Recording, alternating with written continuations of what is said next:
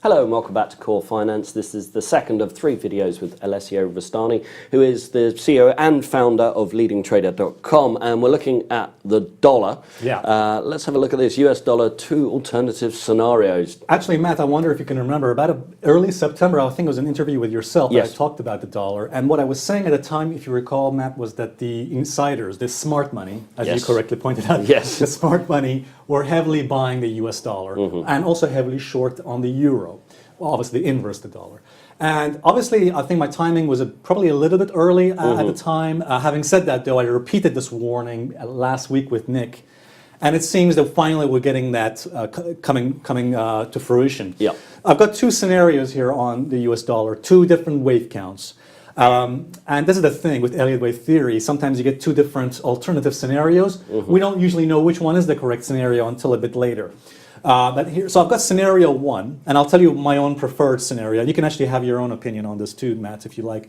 The first one on the left, scenario 1, is that the downward move or trend we've had in the US dollar has actually been a wave 3. Understood. And for folks who are not familiar with Elliott Wave theory, that is usually the strongest part of a wave. What people also should remember, following a wave 3, you have the correction, wave 4, which that could be the case, ABC correction, wave 4. What that also means is that if this is just a wave 4 correction, it means that the next potential move on the dollar is a wave 5, which is a continuation move to potentially take out the lows, or indeed retest the lows of September. That's one potential scenario. I don't actually prefer this particular scenario. I think that's incorrect. So I actually prefer the second scenario. I should just say, if this scenario 1 is correct, then look for a move down to retest the previous lows to form wave 5, and then we'll form that potential bottom. Maybe a double bottom. On the dollar index. Exactly. Maybe a double bottom will form, and then maybe a new trend will develop. Understood. Now, I don't think that's correct. I think scenario 2 is correct. Number 1, we know that why do I think the scenario 2 is correct? Number 1, we know that smart money has been heavily bullish on the dollar. Yes. We are at support, a major support. I talked about with Nick, we were on the previous 2016 lows, 92, I think that was, 91, 92. We've got divergence on the chart. We're certainly seeing some momentum here as well. And to me, just the Elliott Wave count makes sense to me. You know, we've got 1, 2, 3, and this is potentially the beginning of the third wave in the dollar. And of course, sentiment has been heavily bearish on the dollar, which is bullish for dollar going forward.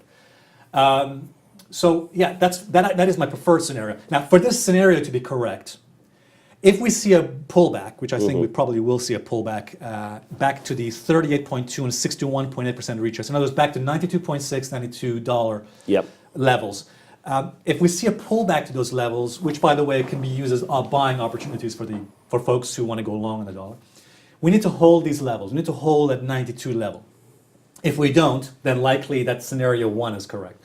But I personally think that this is the correct scenario. Scenario 2, pullback followed by a continuation move higher. What's your view, Matt, on this one? I would go with the second one. I think I'm seeing higher highs, higher lows in the dollar. I think fundamentally it looks stronger. I think it's been oversold. Medium term, though, I'm not a fan of the dollar.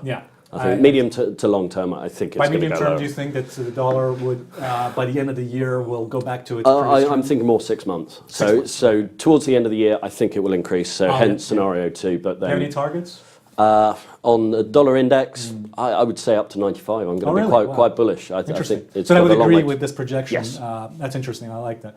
Of course, another thing we need to consider is the fact that the euro itself has been going down. So that any pressure, any further downside pressure on the euro is going to put some more upward pressure on this as well.